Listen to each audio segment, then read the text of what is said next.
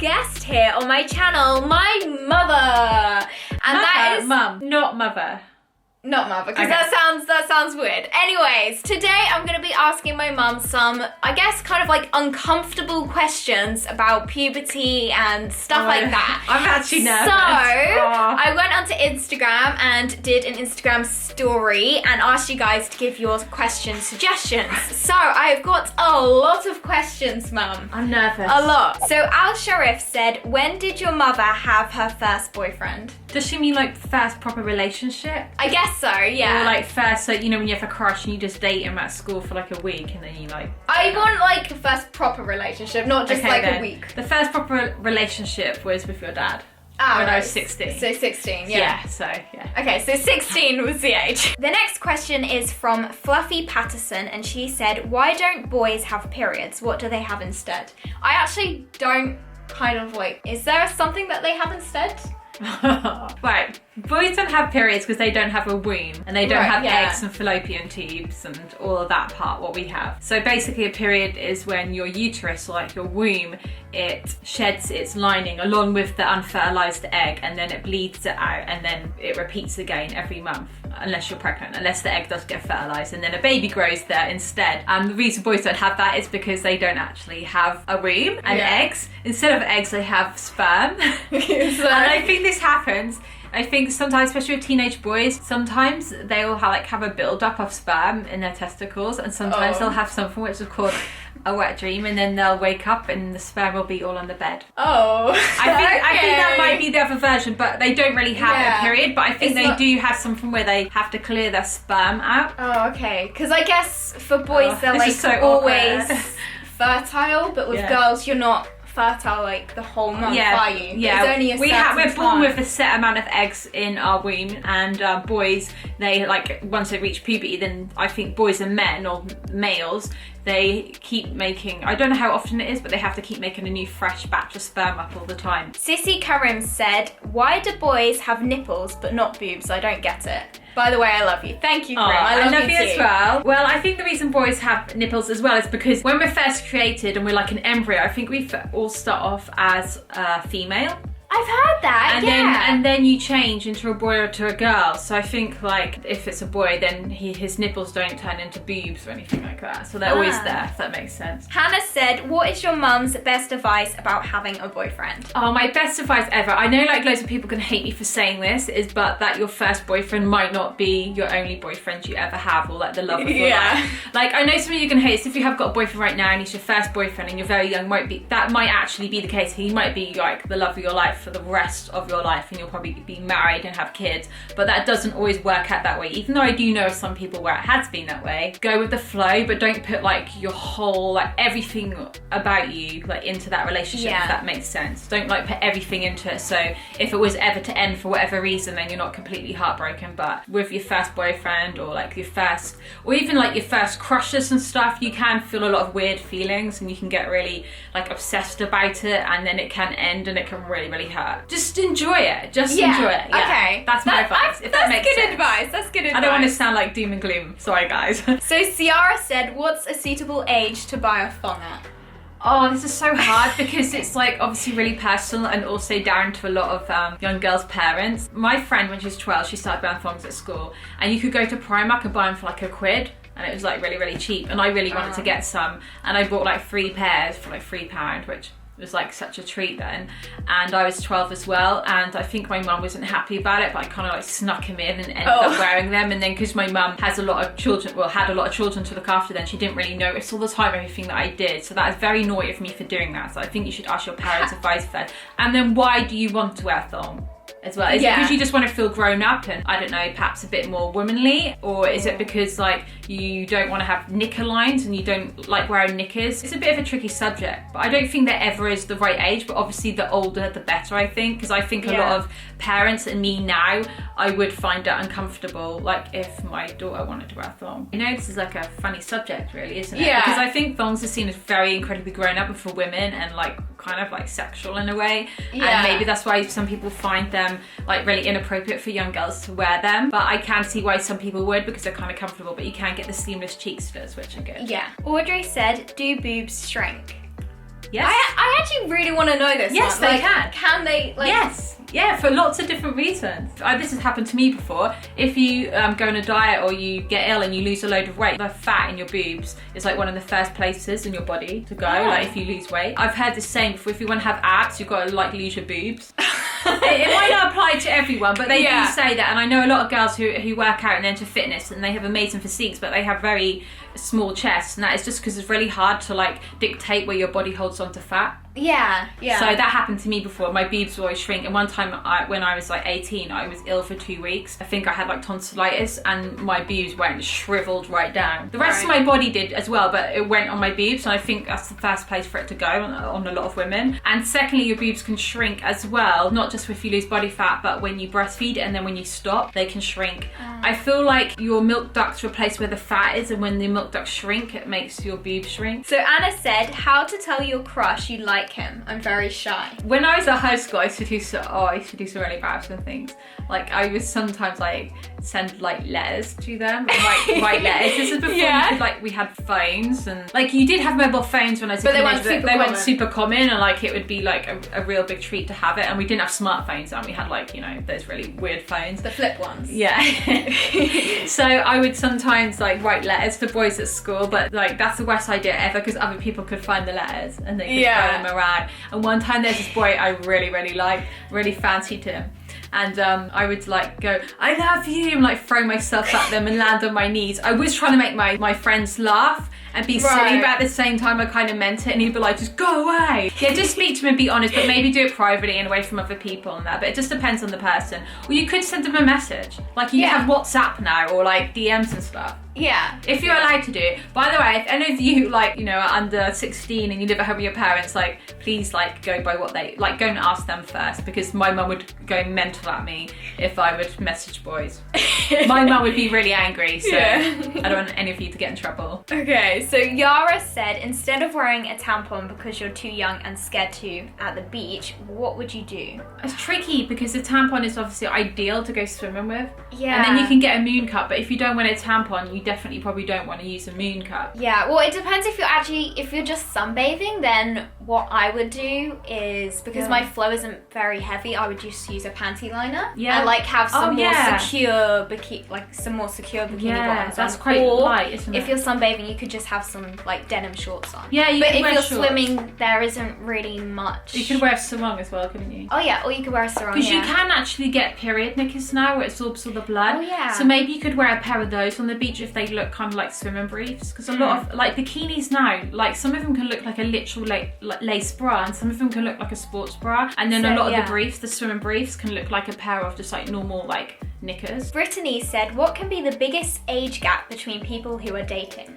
Oh, this is a good one. This is very interesting because my sister Harriet, she's actually dating an older person than her, and they are literally in love, and I don't think there is any age gap really. It doesn't really matter. It just depends on the two people of whether they like love each other or not. I guess like it also depends on how old you are, because I feel like you wouldn't be comfortable with me dating someone who was like 20. Oh no, I'm like just thinking about it from my perspective as an adult, as long as both adults are adults, if that makes sense. If I was like dating like a 15-year-old, that would be really weird. Okay, Mum. Okay, that would be weird. Yeah. But no, as long as you're both adults. But however, if you're like kids and teenagers, it's like a bit of a weird one, really, isn't it? Like, it's really hard. What would be the oldest boy you'd be comfortable dating? I'd probably say like a year, just because you change so much. I know, because you're only 15, I'm not really comfortable if you dating any boy, but if you really wanted to, maybe like a year. Because it sounds too old to say like 17, 18, 19, that's just so gross to me. Sorry, I just find it uncomfortable. I guess it's still my like innocent daughter. If I think about it, like if I was dating you dated Luke. Well, you didn't date Lucas. No. But you liked Lucas, and he was younger than you, wasn't he? Yeah. If the boy was younger, I'd be okay. That's the thing for Mum. For the parent who's got like the one who's older in this situation, they're like, oh yeah, that's fine. But if they're like the one the younger one who's in the I don't know. And then say if you were 16 and you were 18, and if you were 18, you want to date someone who's 28. Technically, you're an adult, and I'd think like 28 is really old. Yeah. Because there was a girl in my school, and she was like 16, 17, and she's dating someone who's like in their early 30s. Wow. So, and I find that uncomfortable. But then it really depends on the situation, the age of the two people. But if you're talking about two adults and like one person's like 25 and the other person's like 55, as long as they love each other and they're happy about it, that's absolutely fine. Like, I don't think age really matters. And I really like it when I love this type of relationship when the woman is older and the guy is slightly younger. Because it's just really uncommon. Nice. I really like that. I think that's really nice. Grace said, would you ever let Mia get breast implants? Oh, this is really horrible. No, I really wouldn't want Mia to, because I think her body is perfect the way it is. Basically, if she was living at home with me and Darren, we would definitely say no. However, if you moved out of home and you were a lot older, like if you're like 22, I would like talk to you about it, why you wanted to have it done, and I would probably discourage you, because having an operation is really serious. That means you might have to have medication and there's risk it could go wrong. I would be very surprised if Mia said she wanted that, but even that is like dependent on your age and stuff like that. But at the moment, if she was like, I'm 18, mum, I live at home with you, I want breast implants, I'd be like, no. Like, why do you want that? Like, I can't even imagine you saying you'd want that. No, That's so weird. I wouldn't want that. No. Molly said, does it feel painful the first time using tampons? No, it just feels a bit uncomfortable. Like if you don't use the tampon at the right angle the first time, because I can remember I was quite nervous doing it, and I was like looking at the instructions and remembering what they taught me at school. But I was like, I really want to do it. I felt like I was empowering myself by using one, like learning how to use it. I knew that as like a step that you,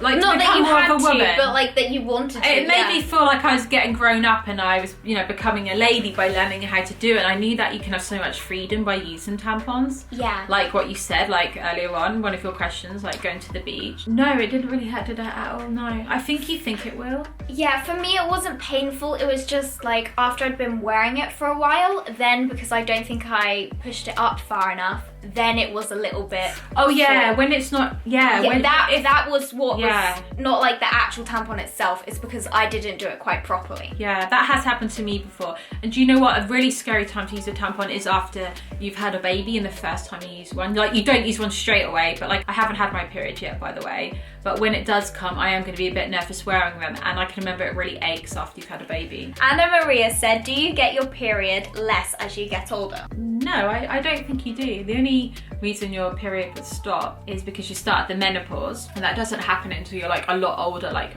around your 50s, I think. Yeah. Or if you're pregnant, or if you're going for like a really stressful time, or you've lost a lot of weight or something like that, your periods can become more like random and frequent. But like a sign that your body is healthy and functional properly is if you have regular periods, I think, isn't it? Yeah. Sylvia Rommel. I'm sorry, I literally just stared at that for like 10 minutes trying to work out how to say that, and she said, how did your mother's mum react when your mum became pregnant? Oh, right. I think my mum was obviously really disappointed and a little bit annoyed with me. She knew that I was going through a really rebellious stage. Okay, so it wasn't like shocked then? She wasn't shocked, because I think deep down she was expecting it to happen because I was so rebellious. And because my mum is like super strict and religious, like if you have like a boyfriend, to her that would have been like, you're gonna get pregnant. Do you know what I mean? That's how strict my mum is. So she was kind of supportive. But she did say to me, now you're pregnant, like, I'm not going to be raising the baby, you're going to have to take responsibility. But to be honest, I didn't ever want her to. I was like, no, I did, I'm not like that. I'm really independent, aren't I? I was like, yes. Yes, I have my own freedom in life now. I was so rebellious and independent as a teenager that I wouldn't have wanted anyone else to like look after you anyway. She's really loved me and really supportive of me and would look after you and babysit you now and then, but you were my responsibility, because I know that some parents, they disown their kids and then they don't want anything to do with the baby. She wasn't like that. Yeah. But she was obviously upset that her young daughter was pregnant. I think definitely she was upset. Eve Young said, how did you manage life as a teen mum? Well, I kind of learnt a lot of skills from my own mum. Yeah. From looking after my brothers and sisters. So a lot of it came naturally to me. But the thing that I found really, really hard was the kind of isolation you can feel being a young parent, because none of your friends have babies. But yeah, life becomes a lot more serious for you. And that's kind of hard. Like, you then have to think about bills, cleaning and cooking and lots of other different things, like how your body's changed. Like I said, breastfeeding, and then your boobs shrinking down to nothing. You're like, whoa, like you just suddenly become a mum, and you're a teenager at the same time, and you're constantly in a conflict of like, I want to be a teenager and I'm really selfish and want to do my own thing and find out who I am. Oh, but I'm a mum. Like your identity is very confused at that time. You know, you've got all your hormones are growing up, but then you've got all those maternal hormones. You've just had a baby, and that's really, really confusing. I kind of embraced it and I got on with it and I did it. I'm that kind of personality where I will try and get on with things and get through it, and I'll try and do my best in it, even though, you know, I made loads of mistakes. It'd be really interesting if there was a statistic to see like children who have a teen mum, like how often they'd become a teen parent themselves. I feel like it's so unlikely. Interesting because I feel like, that's what I was gonna say. I feel like it's probably unlikely. I have noticed this before, like when we did pregnancy videos, like Pregnant at 16 on Family Fizz channel, some people were like, oh, are you worried Mia's gonna copy you or be like you, like as if you think that like that makes it happen, it's more likely. But I think I reckon it'd probably put people off because it'd be like in their head that it could happen. If that makes sense. Yeah, I think that sometimes when you have like a sort of wild, rebellious mum, sometimes the child can be really, really sensible. Not that I'm like that anymore, but I was like that when I was younger. So in a way, you've come out really sensible, and Mia can learn from all of my mistakes, which is lucky, isn't it? So Ellie said, ask her if you were pregnant as a teen too. If I was pregnant as a teen, what would your reaction be? Oh, I would, be really shocked and think it was a prank. I'd be like, are you filming a YouTube video? That's because that would be like the only realist, like it just wouldn't happen. And then number 2, I would be like, oh my goodness, like when and how did this happen? Because we're really close-knit as a family. We're all like, you're like a homebody, aren't you? What they call. Like Mia spends a lot of time with her family. I would just be so shocked. But if it was a reality, then obviously I'd want to immediately help Mia and like try and help her out in any way possible. Like I wouldn't be like, go away, I wouldn't kick her out, I'd be there 100% to support her, because like just because like if someone's kid like was in trouble or they got themselves in trouble in some way, you'd want to help them, but I don't see why just because she's pregnant like you wouldn't want to help them. Like like I'd want to help support you, and obviously it could potentially be my grandchild as well. Do you know what I mean? I'd like be so worried about her, and I'd want to help her out and make sure she's healthy and make sure the baby's all right, and then do whatever she needed me to do for her. And then I smack your bum. I'm joking. Olivia said, what does the ring of fire feel like when giving birth? Oh my goodness, this is a really good question. Oh, right. So if you don't know what the ring of fire is, and if you're watching, it's like when you give birth to your baby's head, like when the head is crowning out of your vagina, apparently the feeling of all the skin stretching around the baby's head is called the ring of fire, because it feels very, very hot and fiery and stingy. I think that's why it's called that. Mummy. What did I just call you mummy? I never call you mummy. Mum has told me about this. The feeling, with Mia, I can remember it really, really stung. It was so stingy and painful. I wasn't expecting that. I wasn't expecting any of the sensations, but the stingy feeling is completely different to the contractions. The contractions when the baby is like getting ready to come out, it feels like really, really intense period cramps that you've never experienced before, very intense. But then when the baby's head is coming out, it's a completely other different feeling, and it feels like, I feel like it's like, do that with your mouth. I've got lipstick on. It's like stretching your mouth like that. Can you feel that sort of stinging sensation in your lips? But probably more intense. But like that down below, that's what it feels like. When Koa was born, he came out so efficiently, didn't he? It was like that. The ring of fire was very, very mild with him. I'm really surprised. Maybe it's because I only had like Karma 18 months before, or maybe it's because he came out really quick, and I was so scared that he was gonna rip me down below because he's come out so far. But it didn't sting. It hardly stung, but with Karma, it was so painful. I can remember that. It was so painful. It felt like she's ripping certain parts of my private parts down there, very sensitive parts. It was so painful. And with you and Sienna, it stung as well. But with Karma, maybe because it's fresh on my mind, it is so stingy and burny. I want to end it on a positive note though, in case I'm putting any of you off. It's really satisfying because you know you're so close to getting to meet your baby. It's like at the end of the race where you're running, you know, you're reaching the finish line, all your legs are burning, you're like, you can't breathe, but you know you're gonna get to the finish line and it's all gonna be over. You're so close. The sting is really satisfying because you're gonna get that treat and reward at the end. Alicia said, Who was the first person that you told when you got your period? My mum and my nanny. The day before at school, we had the period talk where where we had to go into like assembly. The next day, after spending all night in my bedroom reading all my period brochures and learning all about it, looking at my sanitary tiles and going, oh, when am I going to start my period? The next day I started. Really? It's so weird. I was just so excited. I ran home and my mum was there and my nanny were in the kitchen. I was like, I've started my period. They kind of reacted really weird towards me, which made me feel a bit upset. They're kind of like, why is she so excited for? But I think deep down is maybe because it like threatened them a little bit that I'd started my period. A little bit more old fashioned, and they just like, my excitement was taken the wrong way. I don't know why. I always feel a bit hurt by that. I know they didn't mean anything bad by it. Yeah. And I think it's because a lot of parents can feel uncomfortable about their like child growing up. Yeah. Which isn't fair and which is not right. And I've always tried to not be like that with you. But I think some parents, like if any of you watching this and your parents can be a bit like that, I don't think they mean to be like that towards you. It's just because they find it uncomfortable. And I think society's got a long way to go when it comes to like puberty and growing up. In some countries, it's like to be like not even the husband to know about it, and like nobody can talk about periods. And no, like in India and some parts of India, some women are pregnant and they don't even know where their baby's going to come out of their body.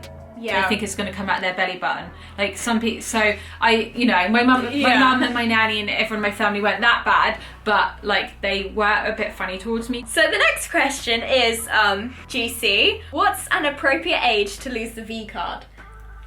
Oh my goodness. Oh. Obviously, when you're at the right age legally. Yeah. But regardless of that, that is just like a number set by the government, and it doesn't take into context mental maturity of the person. Yeah. And who it is and when and how it happens and all that. I don't think there is a right or wrong answer really for that, because you could be 19 years old and you could be way more like vulnerable and innocent than someone who's 16, which is like the legal age, isn't it? In the UK. In the UK, by the way, guys. Like some people might want to wait until they're married and they're older, and some people might not ever want to get married. I don't really know. It's just like kind of, I don't really like thinking about like what's the right age for me, but hopefully when she's really happy and comfortable and feels really safe and in a loving relationship, I hope as well. Yeah. Like in a really nice, safe, responsible and like loving environment. I just want there to be love behind it. Like I want your memory to be nice, not as somebody used you or treated you badly or took something away from you, which is obviously really special and important. Yeah. I don't want to say like when you are married, because like I don't want you to like rush into marriage. If you might meet somebody when you're older and you could be in a relationship with them for the rest of your life and you don't need to get married. Me and Darren didn't get married till a year ago. So that's not so important to me, but obviously the person being really kind and respectful to you is really important to me. Yeah. Okay. And when you feel ready, like mentally as well, it's not about your physical body or the age what you are, it's about like who you are in your head as well. Yeah. Okay, Miracons, if you enjoyed this video, make sure to click subscribe. Also check out this video here. I'll see you guys in the next one. Never swear. Bye.